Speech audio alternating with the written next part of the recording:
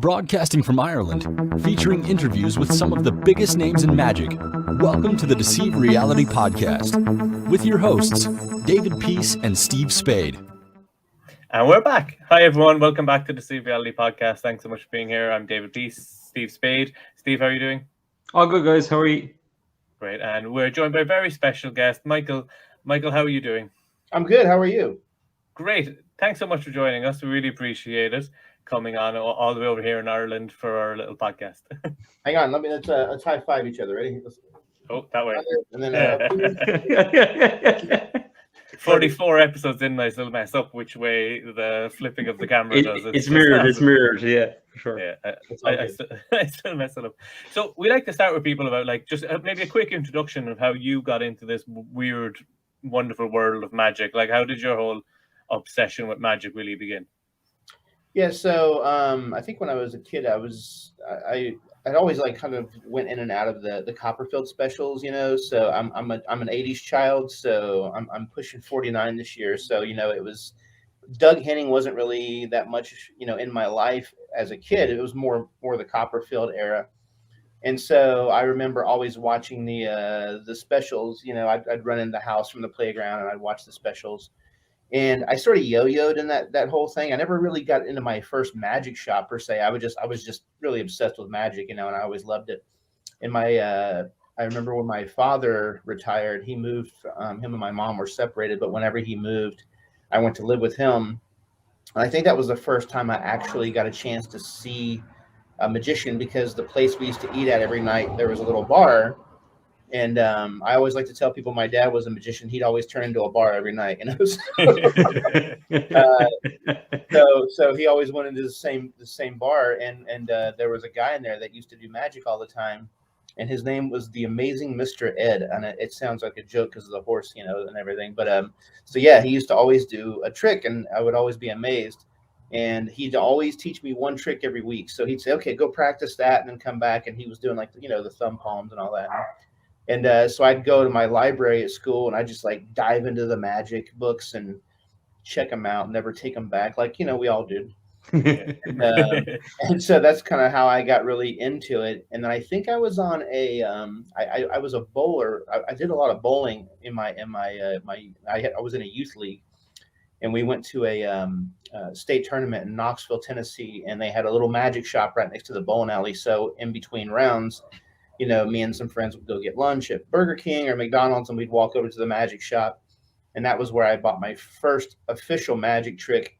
I guess I should back up. My cousin bought me a magic kit when my father passed away in '89. But I really didn't get into it as much as I did, a few years down the road as I started getting in, when I went to that magic shop for the first time. And that's where I actually was able to see, holy cow, this is what it's supposed to look like. When you get a kit, you're just reading the instructions. You can't really understand it. And this was before, video and DVD and all that. Mm-hmm. So I got the I think it was the invisible deck. That was one of the first tricks I bought. And I just did it nonstop. And then I'd always beg my mom to take me to the magic shop every weekend. I'd go cut as many yards as I could. I'd borrow one of my friend's lawnmowers, and I'd pour gas in it. And I'd go next door and say, "Hey, I'll do it for $10." And I'd mow a grass, and then I'd use that money to go to the magic shop. So my mom would take me to the shop. It was an hour away, So, and that's kind of how I got into it, just as a hobby.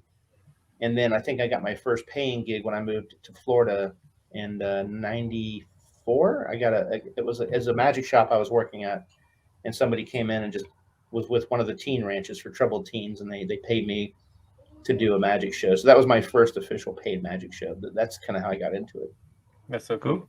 I think it's amazing as well when you go from that kid's magic set to your first what I call a real trick, maybe something like an invisible deck or something where you feel mentally you're upping a level, that you're no longer this kid who does tricks, you're magic. It's an amazing feeling. Well, yeah, and then there's also that phase where you find out about conventions or IBM rings, you're like, holy shit, what? I've been missing out the whole time, And I think that was a library book that actually told me about Hank Lee's catalog back then. He had this big, massive catalog, and he's like, "Hey, if you mention my name in this book, he'll send you a free catalog." And I'm like, "Shit, yeah, let's do it." So So I'm like, I called him up and I'm just like, hey, I saw Friedhofer's name, and there was this guy named Friedhofer that wrote a magic book, and he's like, yeah, I'll get you a catalog. And I swear to God, I carried that thing like the Bible, man. Like it went with me everywhere because I'm like reading the effect, and like, I can do that, and that's what got me into it.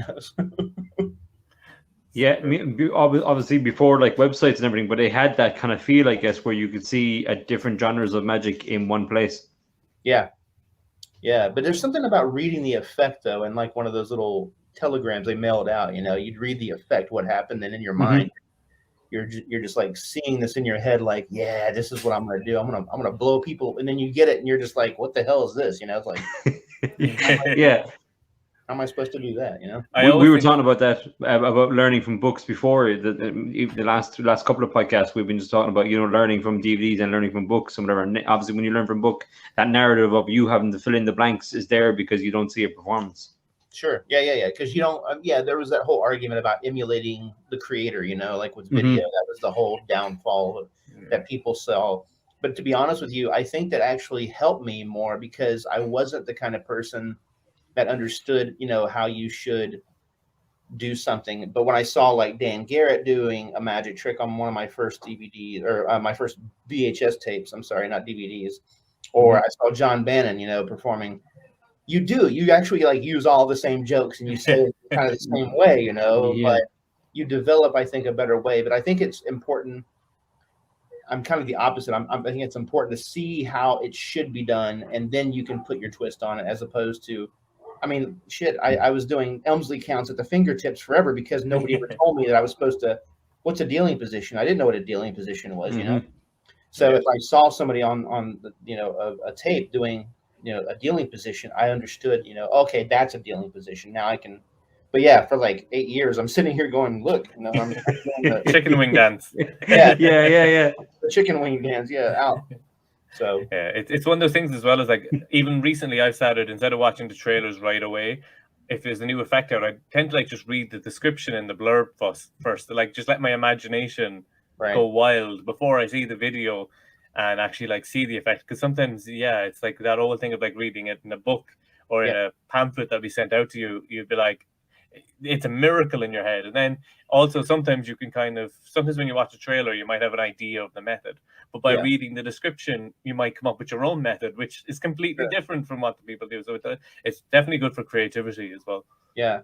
I'll tell you the one description that really fucked me was I'm sorry, I didn't mean to say that. Oh, you can swear. Or go ahead. You guys are in Ireland, that's right. So we're Irish. Talk on. The one description that really messed me up was like reading the Dan Kennedy floating cigarette, or the Steve Fearson floating cigarette, routine. Yeah.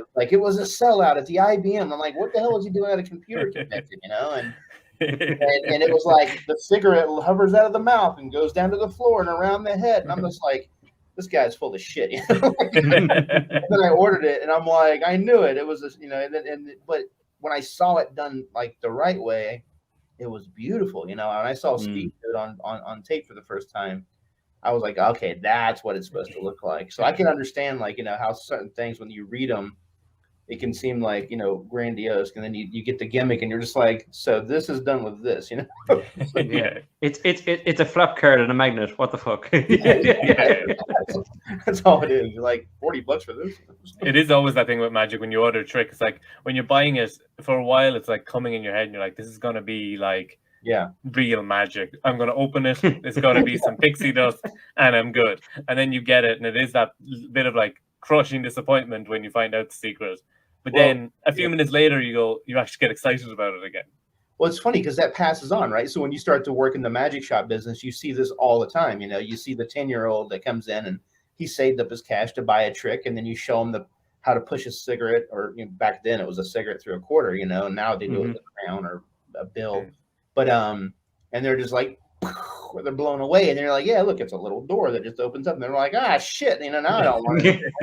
It's cool. Like, it's like reality versus like fantasy, and then in your mind you're going, oh, this is the coolest thing ever. Then you see how it's done, and it's like, I know, I get it. I got it in an early age why magicians keep secret, because once they tell you, you're just like, you're not impressed anymore. You know? Most secrets are shit. So Yeah, it's exactly. yeah. Right. I always think that's a good test for a magician as well. If someone, like a young kid or early teenagers, like, oh, I'm really into magic, I'd love to learn it. I always teach them something that has like the stupidest secret in the world, like the crosscut force, or like something that's just ridiculous.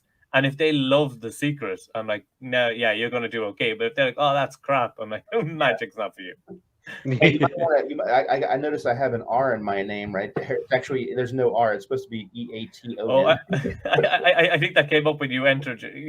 That's on your side. That's- You okay. enter in your Oh, name did when you came in. Oh, I did. You can't spell your name. It's gotta It's be okay, man. It's okay. My daughter's name is Maeve, and I was trying to explain the Gaelic spelling of Maeve Yeah. to somebody, and their head exploded. You know. So, If any of us were any good, we should be just be able to like wipe away that R. Yeah, just change it. I can change it. That's fine. Or you can. Change Yeah. Oh, I can edit your name. How crazy is that? It's like Save. magic. Ta-da! It's like magic. Oh, and I wiped it Oh. away. There we go. There you go, man. That's perfect. Yeah, it's one of the Somebody's gonna watch this on the replay, and they're gonna be like skipping ahead, and they're like, "Shit, that R disappeared." It'll be like one of those misdirection Apollo Robbins things where his tie is different at the end of the show, and you're like, "What happened?" Change blindness. Yeah, definitely. And the people on the audio will have no idea what's going on. So Yeah, people on the audio, God help us. So, I want to see it. I want to see it. well, come to YouTube. That's where it is. Get us more views. With the sort of stuff you're performing now, something that a lot of people, they always ask us about is like everyday carry stuff. And do you have anything in particular that you always have on you that like is like one of your go-to tricks? Yeah, I usually carry Powerball 60 by Bill Abbott. That's a great one. You know, they're scratch-offs, and they just look like, you know, you'd have something in your wallet. And then, of course, I recently just got what's the big one that just came out with Lloyd Barnes? Cognito.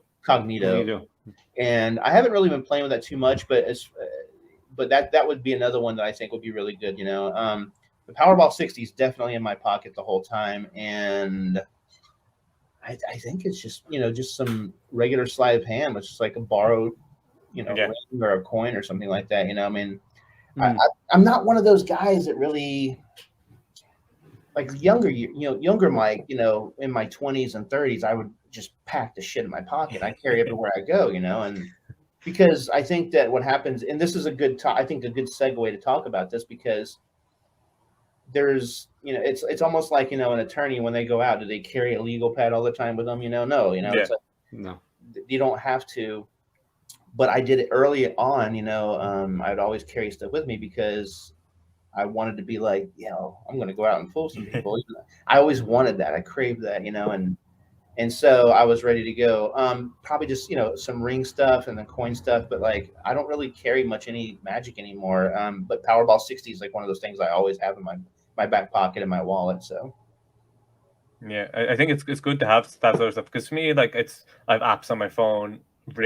Maybe like my wallet's a Peak wallet, so that's helpful. And then sometimes I have a deck of cards, sometimes I don't. I used to have a deck of cards constantly in my pocket, but now less so, because I like the idea of just being able to like do stuff with borrowed stuff as well. I think that's always, once you feel the confidence that you can do stuff with borrowed stuff, you don't feel that need to be like packed up. Because even going to gigs and stuff, I've been at gigs where people where like they might have a briefcase and they're setting themselves up, and I show up with like a deck of cards and some post-it notes, and I'm like, I'm good to go. Let's go through let's do this gig.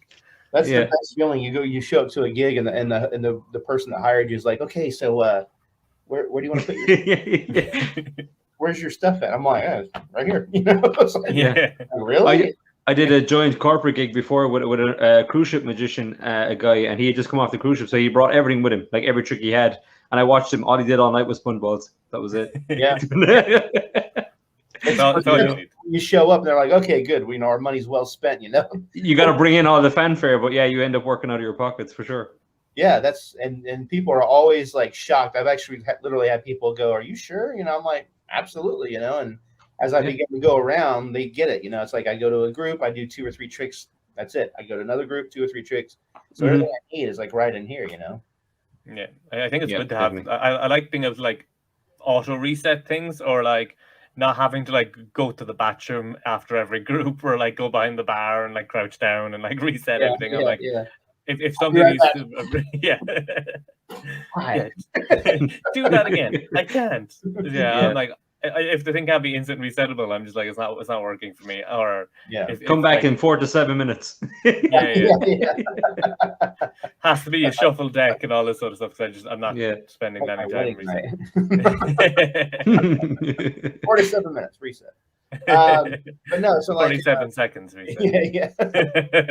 But like now I'll just say let me just borrow a coin, or do you have any money, and I'll just do something and produce it. And as I'm reaching over, it's their phone sitting there, I'll just steal their phone and then do one of these like spellbound vanishes and make their phone appear.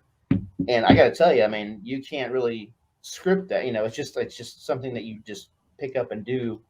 Yeah. They'll remember that, and I didn't have to have anything on me, So that's the kind of stuff I really like, where I can just borrow something and then make it vanish and reach over and then make it turn into their cell phone, and they totally forget they left it here the whole time on the table. Mm-hmm. Yeah. It definitely makes you feel. What's that? They're looking in their bag for their phone because they don't remember taking it out or anything. Yeah, Yeah. they're doing like they're patting their pockets, like how did you get that? I'm like, it was right there in front of you, the whole time. Definitely makes you feel more like a magician if you can do impromptu stuff with anything. If you test yourself and be like, if I'm in this environment, can I do something there? Or when you go to a different environment, it could be a bar, a restaurant, or wherever you are, or you could be meeting a client. Can you perform something on the spot there and then with their items? And if you were a real magician or whatever way you want to brand a magician, would you be doing card tricks if you were a magician? That's the question you'd have to ask yourself. Yeah, you have all this talent. Like, why would you spend it on a deck of cards? Yeah, you're right. Vegas. I think that's one of the reasons. Oh, the thumb tip, the bill switch. That was another one that I used to always carry on me, because it was like that. It's like, Mhm. and I got a funny story about this also. So you would just take the bill and just do the switch, and then change it back, and that looks purely organic. I was with Brent Braun one time. Brent? Yeah. Mm-hmm. So me and Brent go back like 1997-ish, somewhere around there, like a long time ago. We're really good friends. And so I remember his first magic shop, one of the first he had. We were in a mall and it was really dead. And they had this like inner city youth, like they take some of the poverty, the kids and all that. They have these clubs, and then organizations will take them on these little shopping trips and stuff, to help them. Yeah. And this kid comes into the magic shop and it was really dead. Nobody's in the mall. And he's just sitting there going, "What do you do?" And Brent's like, "Oh, you want me to show you a trick?" And he's like, "Yeah, let me see a trick." And so he hands him a $1 bill and he's like, "You got $1?" And the kid's like, "Yeah." And he hands it to Brent and Brent folds it up and then unfolds it. And now it's a 10. And Brent just gives it to him. And the kid's like, and he's just like sitting there and he goes, "You can keep it. I do this all day long." And it's just this attitude he had, where he just let the kid, he just gave $9 to the kid basically. But this kid's like whole perception about what magic was, you could just see it, like just because of a bill change, like he's like, he wanted to give it back and he's like, no, you can keep it. I do this all day long. I've been doing it during the pandemic and just been like, yeah. But I just thought that was a great application, There's another guy named Tyler. Oh man, I forgot his last name. He's in Canada. And I haven't confirmed this, but there was a great story of whenever you do restaurant magic, you always inevitably get the person that goes, "Hey, can you make our check disappear?" Well, he had it actually worked out with the restaurant where they would give him like a certain amount of comped meals, for either his friends or family. Yeah. And he had like a little running tab, so every week he'd come in, they'd put a portion of his pay like towards that. I think that's how it went. But so he would always wait for like the right table he felt was like a really good table that might hire him for an event. Mhm. And he would, if they said that, he would just take their bill, fold it up, and make it disappear and go, "All right, you're good." like, "You made my check disappear." And he's like, "Yeah," and it's gone. He just a thumb tip. Nice. So they're like, "Oh, you're good." And then like a minute later, they're trying to find their server, and the server be like, "No, the magician made your bill disappear. You're good." And he would just comp their meal. Cool. using his Very in-house cool. credit. Yeah, and it's just that's the kind of cool things, you know, that like you can make. You're gonna get the booking at that point. Yeah. But that's that legacy, legendary kind of myths and legends of magic that happen. You know that trick that never happens, and it's just like a person explains it the wrong way, and you're like, oh, do that thing when you did that, and I'm like, I don't do that one anymore, you know, and you've always got that awkwardness because what they're saying is crazy. I mean, it never happened. Yeah, that I totally get that. Yeah, because it's like the fish over here we call it the fish gets bigger. You know, that's the story. Yeah. Okay. Yeah. Fishing story. Oh, I caught a bass. You know, it was this big, and the next thing you know, somebody's telling them, "Yeah, Bob over here caught a bass. You know, that was this big." You know, and it just keeps getting bigger every time. You know. So. Definitely, I think it's one of those things as well. Like, if for the right client, I think it's a good thing, or for the right kid to just give them the tenner or whatever. It's just like. It's that magic, because if you could do it, why would you change it back and give it back to them? It's kind of anticlimactic. Right.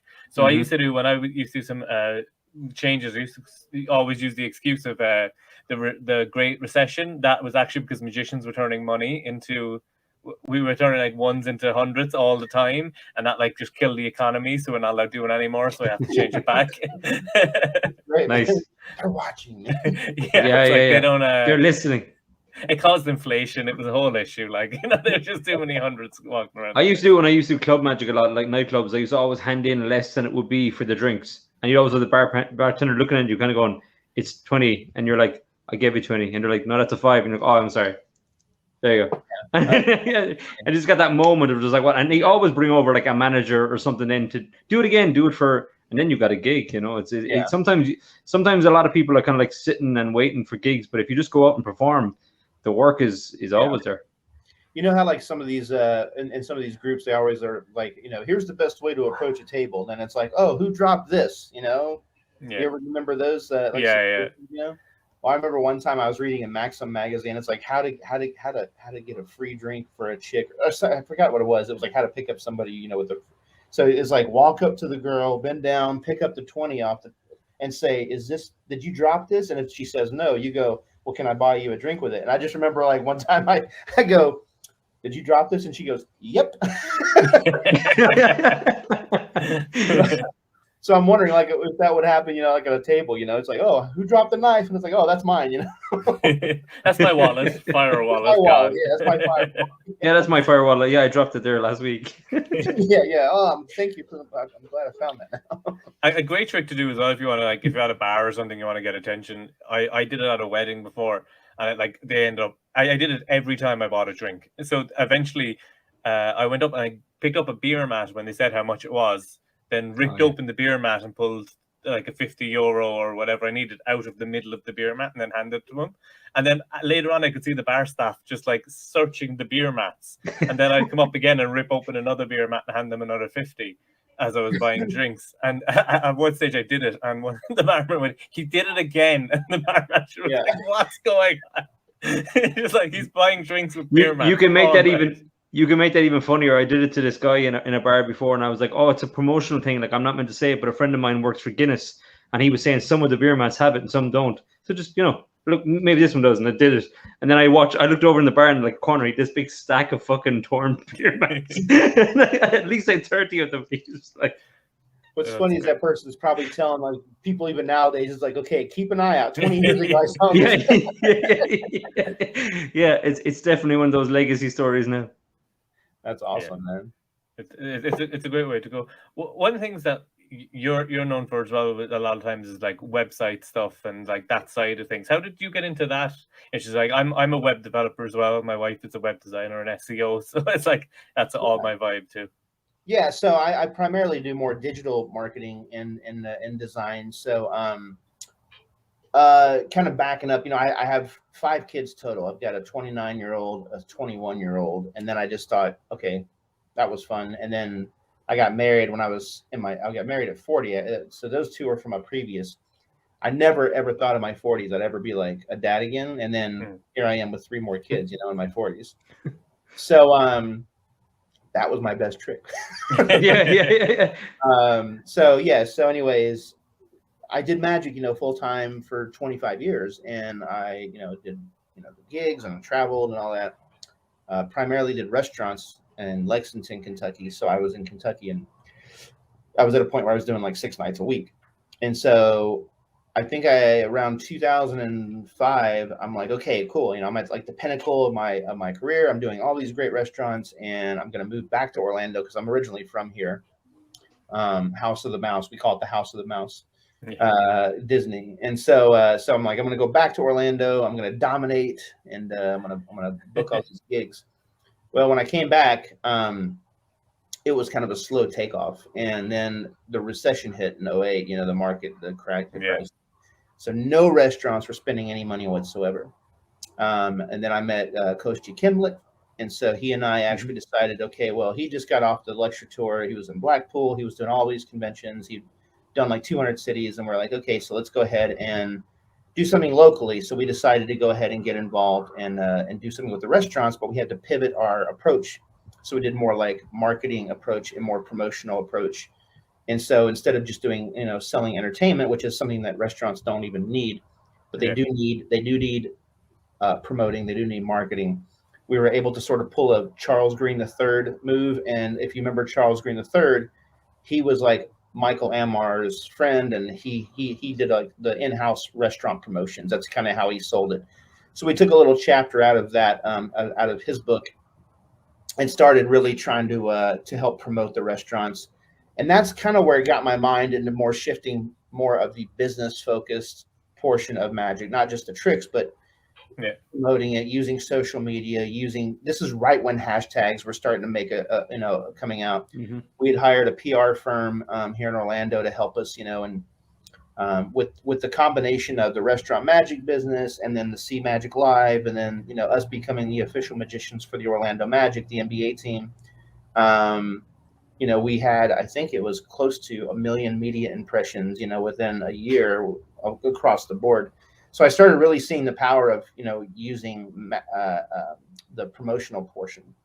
Well, around that same time, I got custody of my son. He's disabled. He has Downs and autism. His mom dropped him off and basically said, I need you to take care of him. So I had to make a shift in my change in my career, because I had kids that, I was starting to get more kids. I had my son at 2013. So I couldn't really perform a lot anymore full time. So my wife was like, look, you need to do something where you can actually work from home more and not be gone so much. So I've always done graphic design, print. That's been something I've done since 2004, 2000. I met a guy who kind of was my coach. He initially saw me at a restaurant, paid me to come to his house every week to teach him magic. And then he would pay me an allowance every week to buy magic for him so I could teach him. He was just mega wealthy. He didn't really even want to do magic. He was just wanting something to impress his friends. Well, he did digital marketing. And so while I was over there teaching him something, he would say, well, how do you promote yourself? And he'd ask me questions about like my business. And then he would stop me and go, no. Let me talk to you about, you're selling the wrong thing. You need to sell the emote. And he'd go through all this like Tony Robbins and Dan Kennedy stuff with me, which really fascinated my mind. Like it's essentially a magic trick. You're basically getting to the why, not the what, And when we do magic, we connect on an emotional level, because there's a lot of things that can happen. You can touch people's lives in certain ways, like with certain things. And so this is what marketing does. And this is how marketing works. And so I started seeing all these connections between magic and marketing. I started seeing like anticipating human behavior. If I fuck up a trick, like how do I recover without them catching it, right? That's all anticipating human behavior. And that's the same thing with marketing. Why do headlines work? Why does this get a click? Why is the abandonment rate on this website, like higher than this one? So there's all these like analytical data that's going through. And as magicians, I think we kind of crave that. We love that kind of stuff, because it helps us understand people more. And the more we can understand people, the more we can adjust our business, to sort of, tweak that to where it's optimal. And this is exactly what happens in, as you know, David, with SEO and with metrics and all this stuff. So it's kind of a natural fit for me to really dig into like the whole psyche of, how to sell a magic show or how to overcome objections and thinking on your feet, and just all these things put together. So I just kind of dove into digital marketing around like 2012. And it just sort of took off. I started doing more website design, and then I started learning more about landing pages as opposed to doing websites, and really keeping it the focal point on one specific offer, one specific product, and not trying to be like a jack of all trades, and saying that I can do this and I can do that. It's like, well, yeah, but what are you really good at? And so that's kind of where my love and passion for digital marketing and website designs grew. And then as I sat down, and my guy I was telling you about, his name is Tim, he's the one who kind of sat down and said, so who's your customer avatar? And I didn't know what the fuck that meant. I was like, what do you mean a customer avatar? He's like, He's who's blue. your audience? Who's your niche audience? And so I'm sitting there going, well, everybody, and they're like, no, you got to have a focus. And so I'm like, well, and as we begin talking, he's like, what are you good at? I'm like, I'm a magician. And then it clicked. I'm like, I should be helping magicians, because I've been in this industry for a quarter of a century, I knew, everything, not everything. I can't say I knew everything because everybody's always learning, but like there was a lot of stuff that I did know about because of restaurants, and I did know because of this and that. And so I just kind of really just started trimming the fat. I started getting rid of everything that I didn't really care about. And I just sort of focused on one thing, and that was helping magicians build their online marketing, get their printed materials done, and then coaching them on how to really efficiently build an online inbound experience. So how to get found, and then how to take that person that's viewing your site and walk them through holding their hand until they're ready to buy. Yeah, it's definitely that business side. Like magicians, we're all obsessed with like tricks and performing and stuff, and then it's like the business side of it's like, oh no, God, no, leave me alone. I have a blog that I need to post. I've had it for like a week. Absolutely, it's the bright shiny object syndrome. That's what it's referred to as. Yeah, the BSO. That's what Dan Kennedy calls it. Everybody's chasing that one thing that's going to make them a celebrity, or a star, and magic shops are great at this. They're great at like, this is the best thing ever, like it's gonna make you this star, and we're only gonna make 30 of them. They're using all the right strategies, But the fish, the magician, they're the one that's going, ooh, shiny, I got to get that, And it's like you can, and I even have a presentation that I do for magicians where I go, okay, so I've got a $3,000 set of cups and balls here, or I've got a $3,000 landing page. Which one's going to give you a 100% return, or a 10,000% return? Yeah. And it was the trick, right? It's the trick. The trick gets me. But you don't understand. One of them was definitely a cup. This is going to land me a lot of money. Yeah. If I do that on TikTok, I'm a superstar. It'll just work. Exactly, right. Oh man, don't get me started on this. But yeah, so that's kind of like that's where I started seeing the connection. Now I will say, and that about 5 years later, as I'm like neck high in clients doing website designs, and my whiteboard's crammed, and I'm backed up, and I'm getting people that are pissed off because I'm really running late on these websites. Because I'm like, I took on way too much business, and I'll admit that. I'm sitting there 5 years later with the same guy, Tim. We're having coffee, and he's like, so how's it going with that? I'm like, it's going great. I'm like, I'm backed up. I've got 2 people that already wanted their money back because I couldn't deliver on time. He goes, let me ask you something. How much do you charge for a website? Just out of curiosity. And I go, average? I said, $1,500, $2,500, somewhere around there. He goes, so how long does that take you? And I go, about 2 weeks, maybe 4 weeks, from start to finish, building the framework and all that. And he goes, and he's not missing a beat. He goes, you charge for a magic show? I go, not the same. He goes, how long does that take you? 2 hours. He's like, and why'd you get into this full time?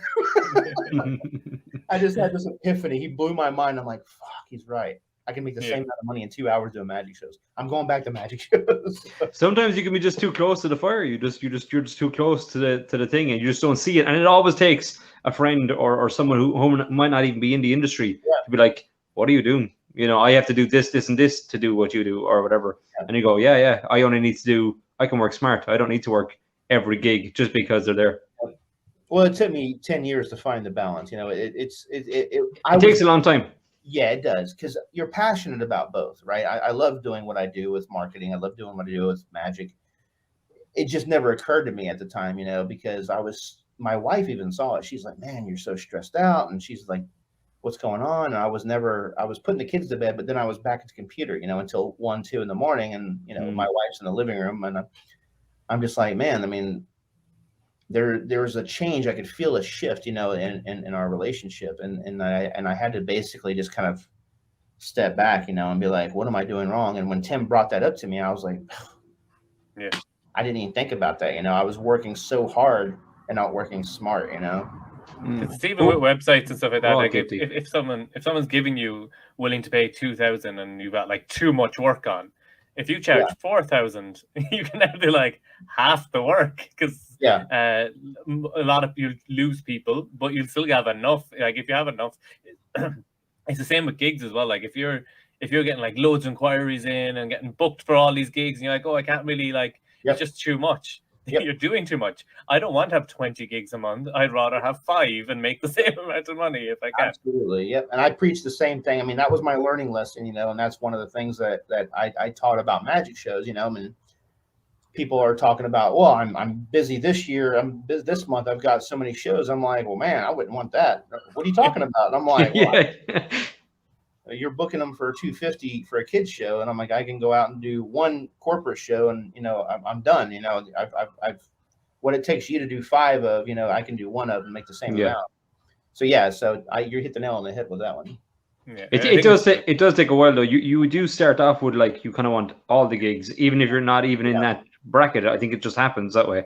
And then at some point you realize that when you've got a brand and name and whatever, then you can go, well, no, I only want this many gigs, and then it changes from every gig to the gigs you want, and then you can be pick and choosy a little bit about it. You know, it's interesting you bring that up, because here, Kosti and I had this discussion a long time ago, and I think I know why, and that's because magicians work out of scarcity, to be honest with you, and their mindset. In their mindset, it's a scarcity environment, right? They're always guarding their gigs. Like if anybody comes in, it's like, oh no, this is my client, you know, or it could be a trick, it could be an idea. No, I come up with that first. You know, they're all about, like, they're resource guarding. That's what my wife's a groomer, so in the pet they call it resource guarding, right?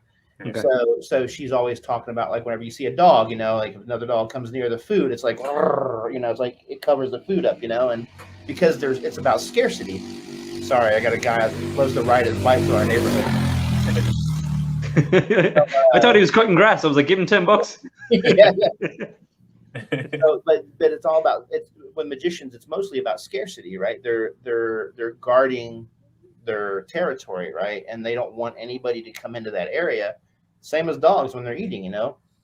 And our whole goal with See Magic Live was to create a network of magicians where people can work out of abundancy and not scarcity. We didn't want it to be.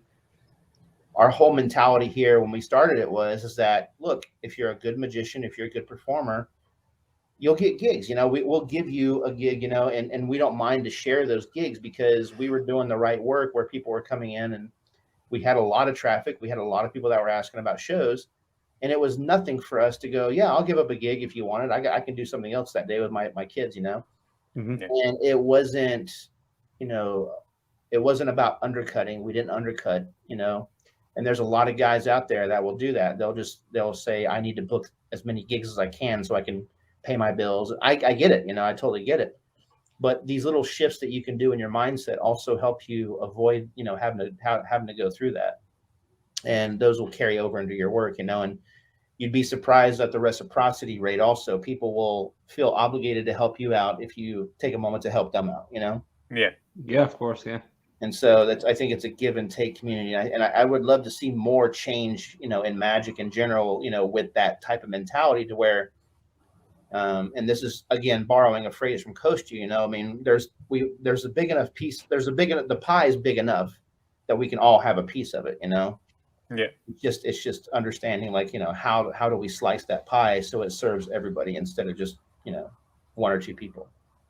It's Yeah, good to have that it's good. network as well, because like if you have like a lot of times you're just double booked, or somebody contacted me for a kids party, which I don't do kids parties, but a friend of mine does kids parties. So instead of just saying I don't do kids parties, I go, I know a great kids magician, here's their details. Or if I get contact for a wedding and I'm booked, I'll contact Steve to see if he's available, because they'll remember that you weren't like, oh, I'm booked, or I don't do that, click. It's like you go, oh, I'm not available, but I know someone who is, because they don't know what a good magician is. So if the magician that they're talking to says, oh, this guy's really good, trust me, you want him, then it's like it's a seal of approval, and then they'll do it back to you then, and it's great to have that goes right across the board, though. It doesn't even have to be like recommending another magician. It just shows that you're a professional if you know a good caterer or a good band or a good whatever, and you're a problem solver. Then you're fixing that. The bookers ringing you, maybe you're not available, but you've just made their life easier by your contacts. Just shows that you're more professional.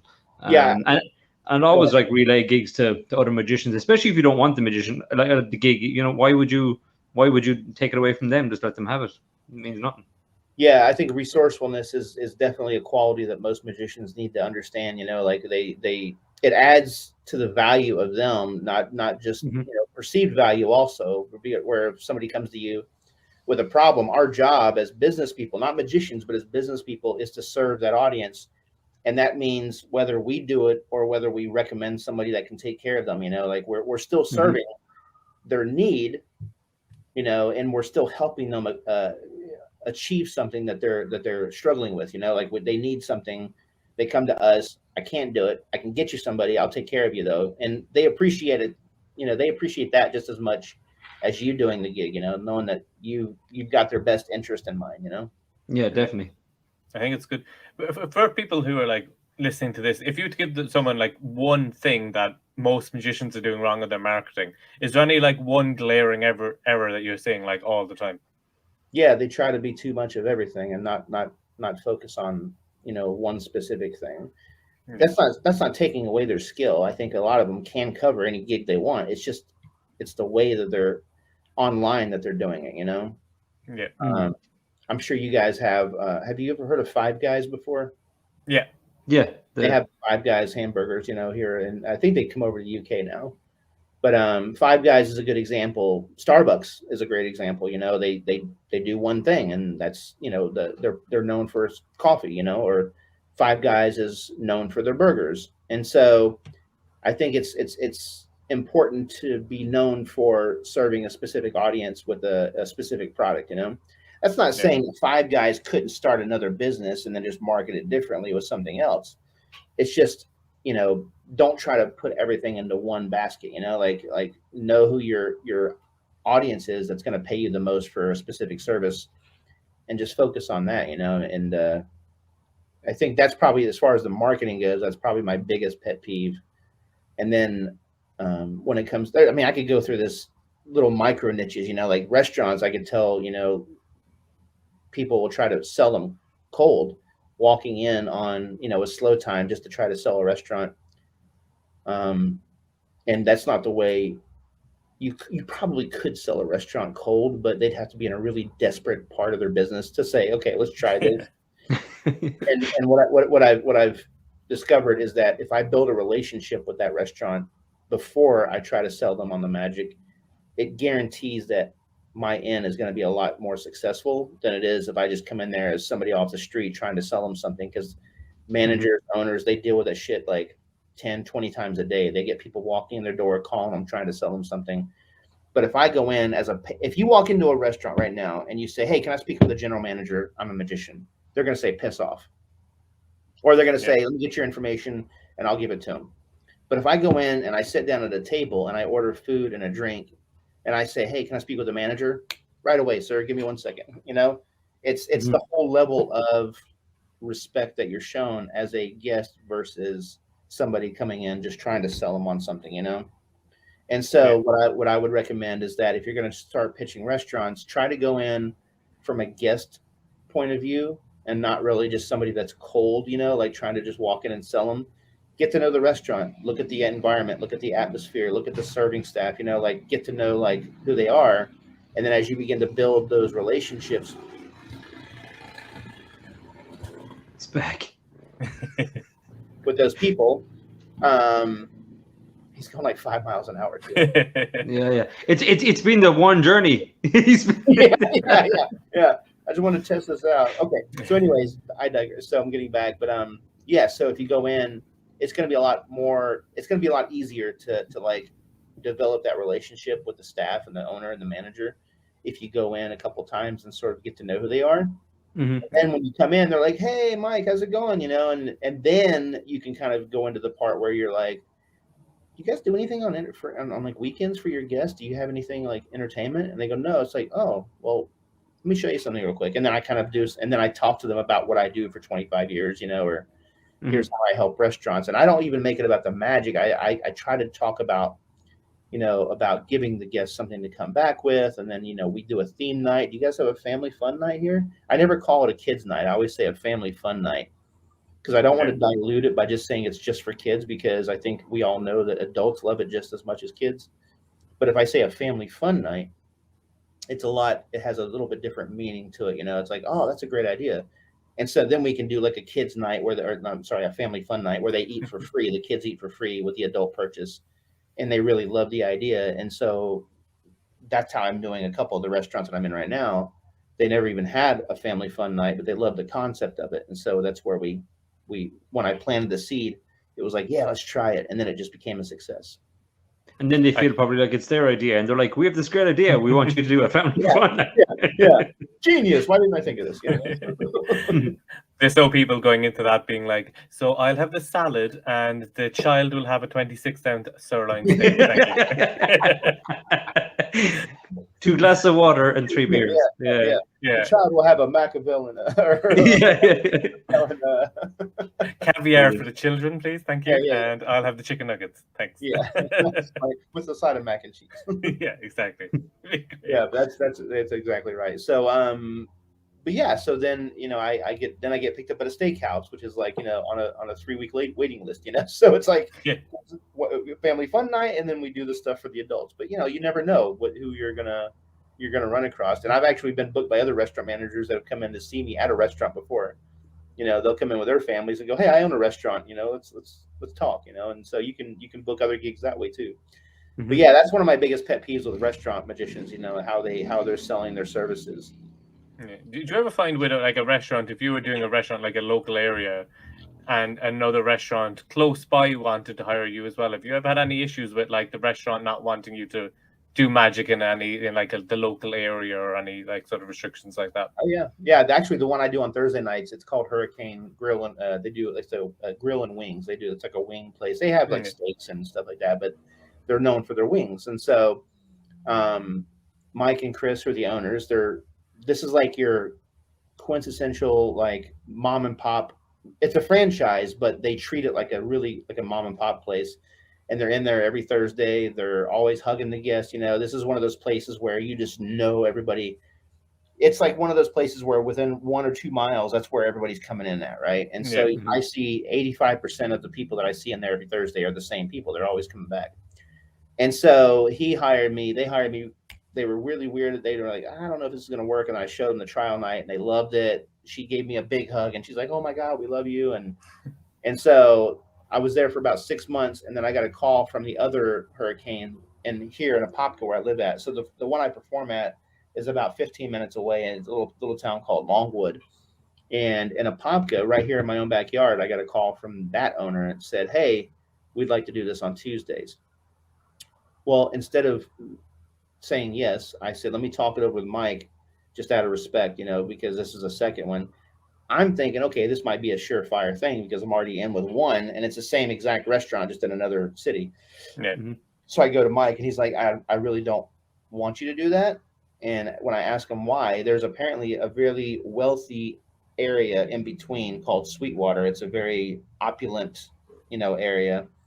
And he pulls a lot of his traffic in, and he was afraid that a lot of the people that were coming on Thursdays might not want to come on Thursdays and rather go see me on Tuesdays at the other place, which I totally understand. And I declined the second one. I just said, "Hey, I'm so sorry. I don't think I can do it right now." But yeah, so that has come up before. Yeah, there is power in. Sorry, Dave, go on.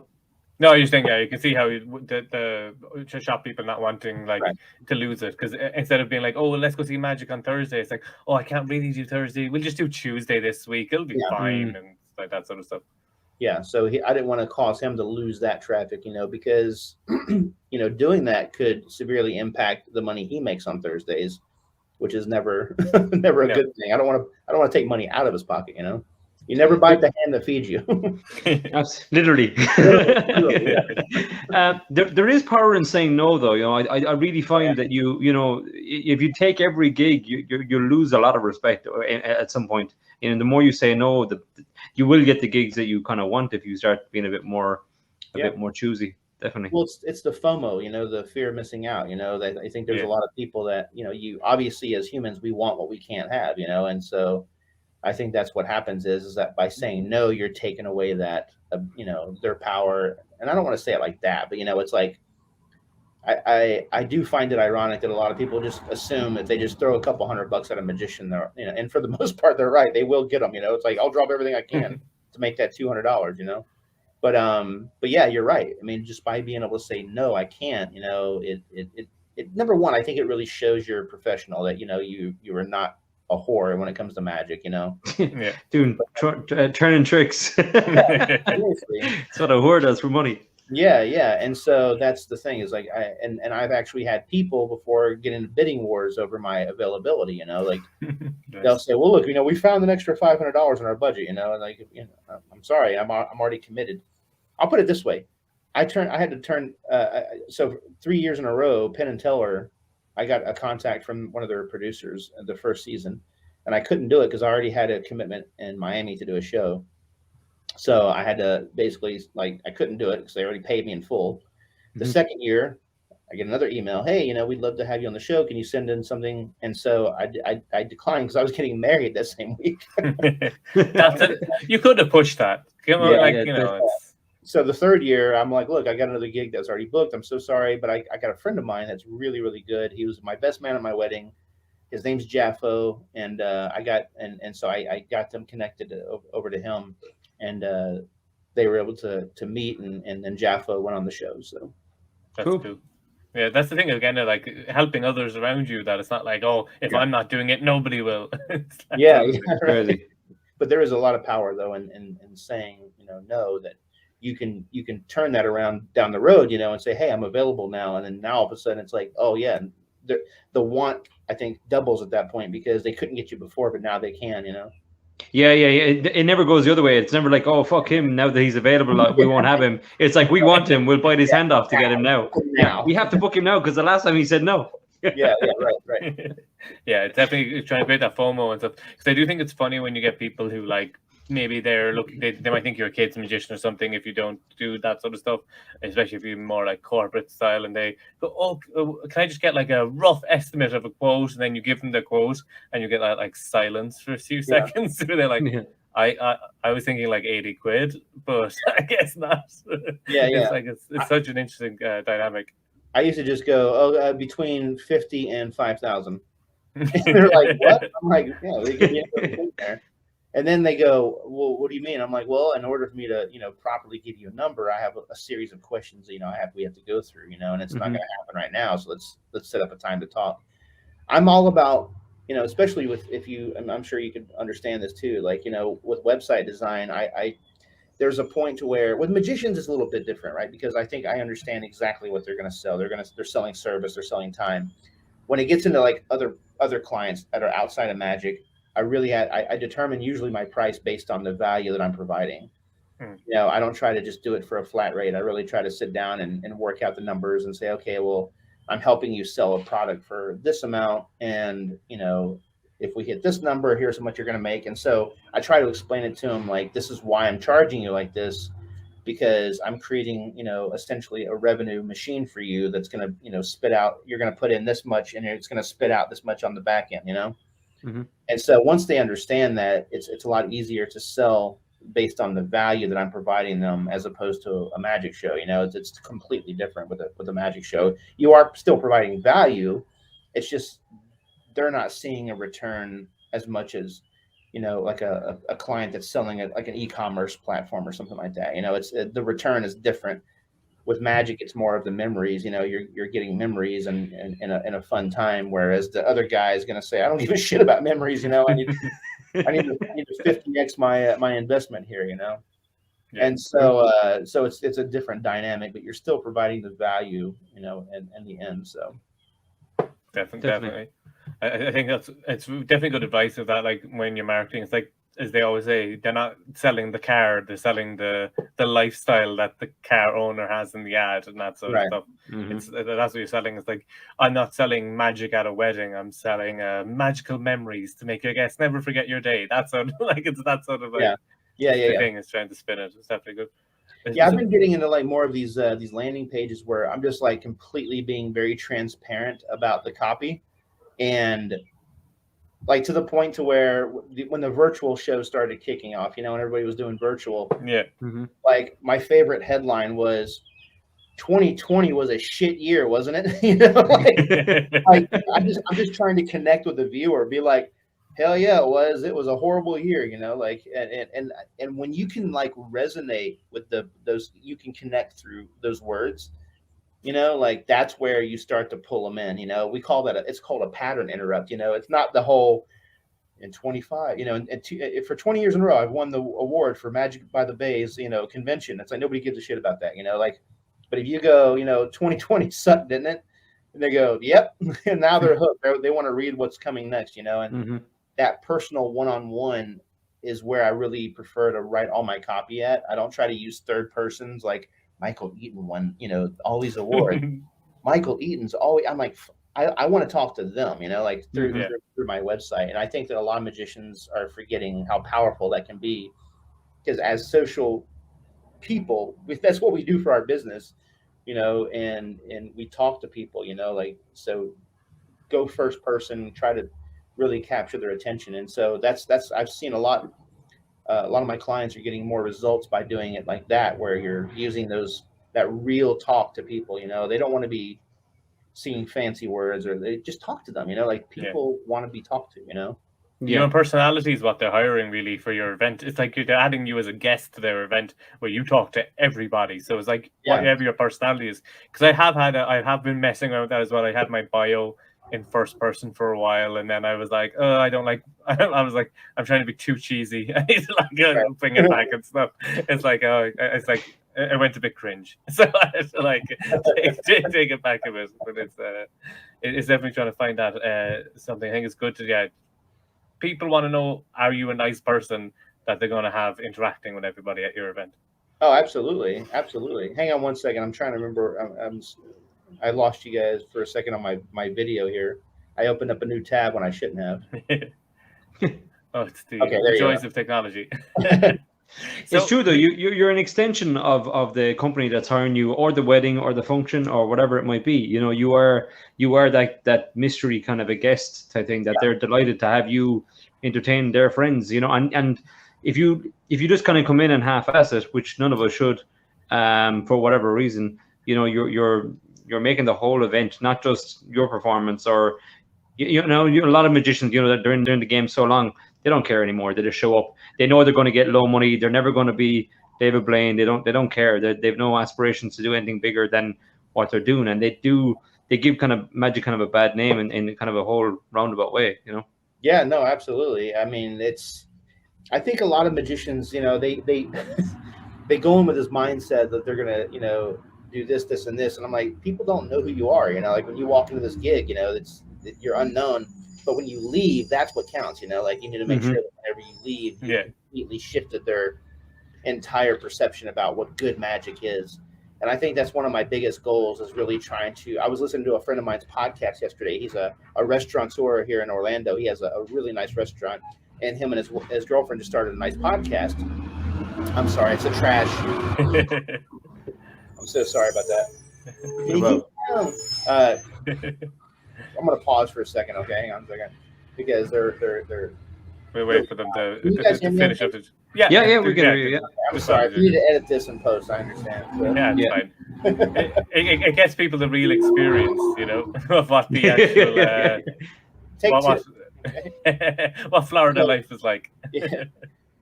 So well, here's the thing. I'm screwed. If I go inside, I get the dogs, and if I come outside, I get the trash and the motorcycle guy. So anyways, what I was saying is that I have a friend of mine who is a restaurateur here in Orlando, and he started up a podcast recently. So he has his girlfriend who they travel around the country and they visit like Napa Valley and all these nice restaurants. And so they did an interview, did a podcast recently about the place here in Orlando called Christner's, which is where Kostya has his dinner show. And as he's talking about this amazing magician, she's like, it's so cheesy. I just don't understand. So that shows me that she's never seen good magic before, you know? Yeah. And so you can shift people's personalities about what good magic should be.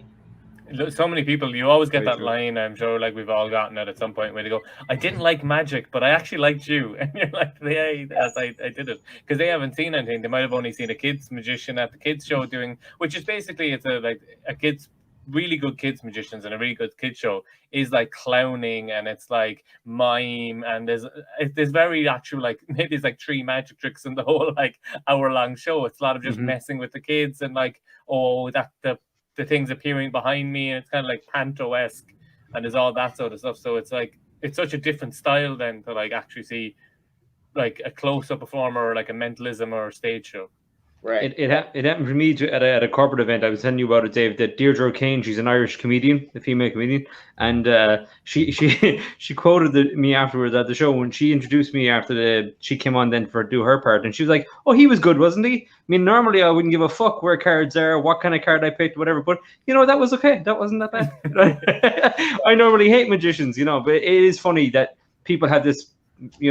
I don't know. I mean, I used to get a little bit years ago with the nightclub stuff. A lot of people like, oh no, we want magicians because this guy came in before and he was just trying to chat up all the girls, and he was just pissing off all the guys, and and they had this kind of like locked in thing that you're going to do the exact same thing, because we talked about it before. We're saying that if you see a cover band of your favorite band, it doesn't mean that if they're shit, you're just going to be like, oh no, Metallica suck now. I'm never going to see the real thing again. That's it. We're done. It's way more forgiving. But if you see a bad magician, they hate magic. All magic is the worst thing in the world. Yeah. No, you nailed it, man. That's the thing. Is like, I mean, look at Motley Crue. I mean, Vince Neil sucks now, but people will still pay $80 to go see him because they're going for the nostalgia, Yeah, we have. Speaking of bad magic, we have a segment on the show called "The Good, the Bad, and the Ugly." We ask our guests to tell a story of a performance that maybe didn't exactly go to plan. Maybe you couldn't find their card, or maybe you ended up passing out. Just something like this. Oh, a performance that kind of ended badly, because we all have that. It all happened to us just once. There's only ever one time that a trick goes wrong on a magician. I have 2 stories. One is family friendly, and the other one is not so family friendly. But I'll let you. I think both are good. Okay. We want both. Yeah. Are we okay? Yeah. 100%. Because listen, you have to understand the second one. I don't. If I say this, I don't want people to sit there and judge me based on acts of my past. So I'm not the same person as I once was. Okay, so I absolve all of it. Okay, cool. Man, this is. I'm just saying this is a disclaimer. I'm not this guy anymore. Okay, Okay. I'm a family man. I've got 5 kids, 3 grandkids. I'm not the same guy. Okay. So, we don't know the story, but he's not a dick. You can vouch for us. But he's not a dick. Okay. He's a nice guy. No. Yeah. So the first story was that I was at a restaurant, a really nice restaurant I performed at called Portofino in Lexington.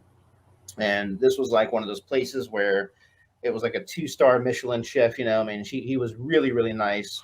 The owner was Wayne Masterman. He was an incredible man, older Jewish guy, loved magic, and I got in there, after a couple times. My friend was a bartender, so he was able to get me the trial night and set up. And so I'm in there. And if you guys know anything about like sports or I don't know if you're familiar, but Rick Pitino, who is really well known in the college sports section, he led the Kentucky Wildcats, go Cats, to several championships in the NCAA, which is our collegiate circuit here. And so he then went and left Kentucky to go coach the NBA. He was at Boston. So I just so happened to be performing one night, and Rick was in town. He owned 2 or 3 restaurants in Lexington. he had some of his people that were there, and he was sitting at a table, and the server comes over and says, "Hey, Patino's over at a table, and I told him about you. Do you want to go over and do something?" So I went over to introduce myself, and he had him and 3 of his assistant coaches around the table, and they were drinking King Louis the 13th. If you're familiar with it, it's a 90-year-old cognac, and it's about $150 for 4 about that big, right? The bottle's made of Tiffany crystal. So that's just the bottle alone is worth $2,000. So anyway, I do this Gary Kurtz routine where it's a copper silver continuation with silk, and then as I lean over to give them the jumbo coin as I produce it, I steal the drink, right? And then I say, well, I can't spin this, so you're probably wondering, what do I do with this? And then I do this whole thing where I go under the silk and I whisk it away, and their glass is there, and I go, I use it as a coaster. And then I get the big, that happens. So I go for the steal, and I hear clink. And I'm just like face, it was just frozen. And I just see him go, go back. And I'm like, oh, Jesus. I hit it. I hit the tip of the glass, and it knocked it over. So all this King Louis the 13th, $150 drink is in his lap now. And I'm just like, I'm so sorry. I said, he goes, you know what that was, right? I think I do. And I'm like, well, I'm not getting paid tonight. I'm like, that's my whole check right there, So he's like, don't worry about it. And he goes, Jeff, another round, get one for Magic Guy here, and he sits me at the table, and he buys a whole round of the King Louis the 13th, and he actually has me sit down for 20 minutes and do magic for him and his friends, and they all tip me $100 each. You're going to hear, as amateurs now listening, going, I need to spill whiskey on people who can afford to buy more whiskey. Cognac. Qualities. That's the difference. That's like the other day, somebody goes, I saw this on Valentine's Day. The meme says, what's the difference between a $20 steak and a $200 steak? February 14th. So true. Yeah, fact. So that was the clean story. I'm going to tell this story, and I'm going to let you guys determine whether it stays in or if we decided against it, we leave all this right up to now and just let it go into the static. Yeah, this may be on the reserved note. So we have to set up a Patreon.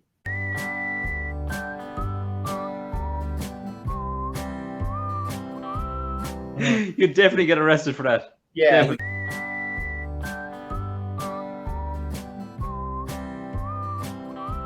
Okay, so I was at a club in Knoxville. This is a good lesson for those out there that do watch steals still, okay? One of the reasons I don't do watch steals anymore is because of this. I do it occasionally, but only on people that I've known, like the people at restaurants that come in that I've known for 6, 7, 8 months, that they know me, they know I'm not this kind of guy. Mm-hmm. But I used to do it all the time. I do watch steals. So, you give them back and all that, and, pull them out of a purse frame or whatever. But anyway, so I go to this club one day in Knoxville, and I'm there, and there's a party, and there's this girl, and I'm doing a trick, and then, I do the sponge balls, and while they're in her hand, I'm like, okay, 1, 2, 3, and then I do the watch steal, right? And then I pull it out of the purse frame. That's the one I do. Because I had this joke where I go, here, put them in your hand, squeeze them 1, 2, 3, open them up. They change places, and there's this whole great cover, yeah, brilliant. Yeah, and that's what gets the laugh, Well, and that's when I do the steal.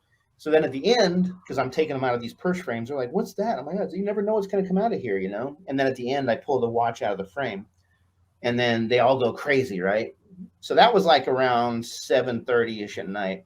So as the night's going on, I'm performing for 2 hours. I'm getting around. Well, by the time I circle back and I see her, she's just out of it. She's been drinking all night, and I see her that's the guy. And I get this big guy coming over, like a bouncer, and he's like, can you come with me, sir? And I walk over to this little corner, and they put me in a little corner in a room. And next thing I know, I'm getting interrogated. They're like, so this lady's saying that you stole her cell phone, and she can't find her wedding ring either. And they're like, we need to know, like, did you take it? And I'm like, well, no, I haven't. I don't have any. I don't know. So she comes in there. She goes, that's him. He took my watch earlier. And I'm like, yeah, but I gave it back to you. You know, she's like, I know it's him. And so they start looking. They hold me in this room for like a good 15, 20 minutes. And it turns out they went to her car and she left everything in her glove compartment, her console. Left her phone in there, and she took her ring off and put it in the console. They found it, and then they let me go. But you just never know, you know, like if what kind of doors you'll open up. You know, if you're going to do like a watch steal where you're taking somebody's personal belonging, Mm-hmm. you know, they can get completely like freaked out, you know, and Yeah. well, I would never recommend anybody doing it initially, like when they first meet somebody. But like after you've known them for a while, like keep that like in the back of your repertoire, you know, and then like make sure that that's something you can do for them because you've already built that, you know, relationship up with them. I know Dave wants to tell a story. I can see it in his eyes. It was just me and Steve were up before, and he did they did a steal of a phone to do a reproduction, but just before he got the chance to do the reproduction, she noticed her phone was gone. And then no matter what reproduction you do at that point, you've stolen someone's phone. Yeah. So and like we were like half an hour into doing magic at this point, so it was like Yeah, they knew clear we it was were doing magicians. magic, but they still it is. I think it's always risky doing that sort of pickpocketing, watch steal style act. That like people do get annoyed if it's like. Because once you reproduce it, and they're like, "Oh my god, it's amazing!" But if they've realized before that, they're like, "Hey, where's my phone gone?" And you're like, "Oh, I have it." And they're like, "Why the fuck do you have my phone?" Friends had our backs though. They were Googling us to show, look, these guys are magicians. It's cool. You've got your phone back. Don't worry about it. But yeah, it's a worry. So yeah, I've just cut all that stuff out of my hands because I'm just like, I don't want the drama. Because yeah, like even if you go home, like if you're performing at a wedding and like you've done some pickpocketing stuff or like some watch steals, and then you go home and like 3 hours later somebody's drunk and they lose their phone or something, like that's always going to be in their mind. You're so the like first. Yeah, it's just going to pop up. It's not worth it.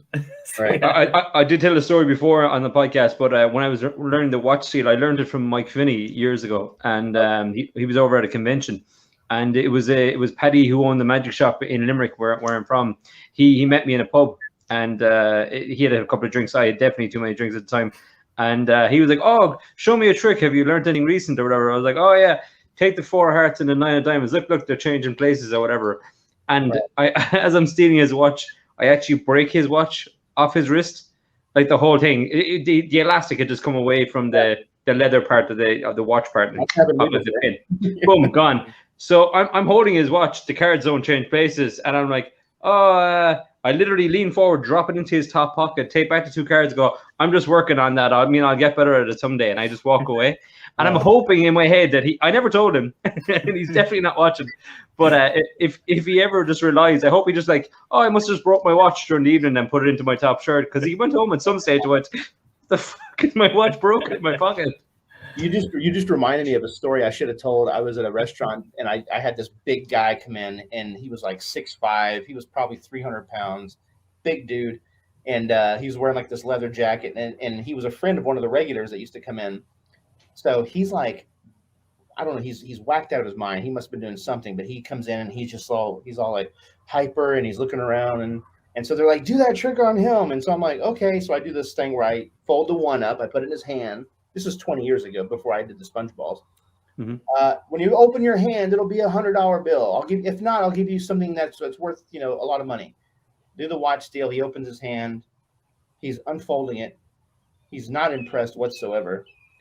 And then I'm wearing like my jacket and my tie, and I'm looking really nice in my restaurant. So I'm like, haha. And then I take his watch out. I'm like, here, there's your, and he's like, you stole my watch?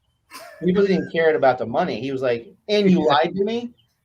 And I'm like, I'm looking at his friends, and they're like, and he grabs my tie and does one of these, like, pulls me, and he's like pushing me back.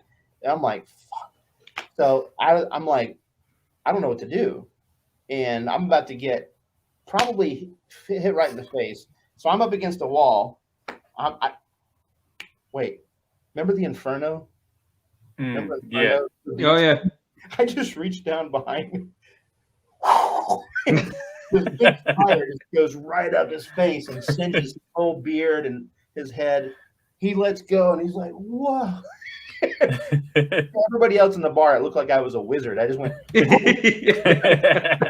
Fire. all of fire just comes right up, and he just like, he's doing this number and like putting it out, and he's running to the bathroom, and he left me alone, and he just didn't know what the heck just happened, and his friends are over the table going, that was awesome, That's so good. Love it. So anyways, I just thought that was a funny story too. Like it's this whole singeing, right up through here. So, It's like it's flash paper with too much hairspray as well. One of those ones. You never want that. I in England actually posted that yesterday, and I told him, I said, make sure you. He did it right here. Some guy lit a little thing. His girlfriend's right here, and he goes, and it's like right here, and the guy. Yeah, you don't want that. And I said, remind me the next time to tell you about. I did this with a girl that was wearing too much hairspray. I said it didn't turn out as good as that. Yeah. Be careful, man. Yeah, oh, absolutely. 100%. Well, hey, I got another meeting I got to be in like 2 minutes. So. Absolutely. We want to thank you so much for coming on. And where can people find you online if they want to reach out and connect? Well, my website's really not. It's not really for magicians, but I'm just inside of Facebook under it's Eaton Magic or Michael Eaton. Now I do have a group called Marketing Your Magic. So if you guys want, you can always come over to Marketing Your Magic. And inside, I don't talk about any magic tricks.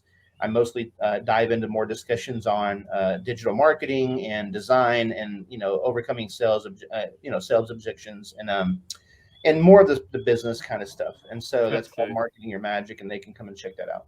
Absolutely. Thanks so much, Michael, for coming on. We really appreciate it. And if anybody's watched this on YouTube, make sure you hit the subscribe button. We've got loads more interviews coming up and all that sort of stuff. And then on the podcast as well, make sure you give a follow. And we'll be back again next week with a new episode. So thanks again, Michael. And we really appreciate you coming on. Thanks, Michael. Thanks for all the advice and the stories. Absolutely. Have a good day.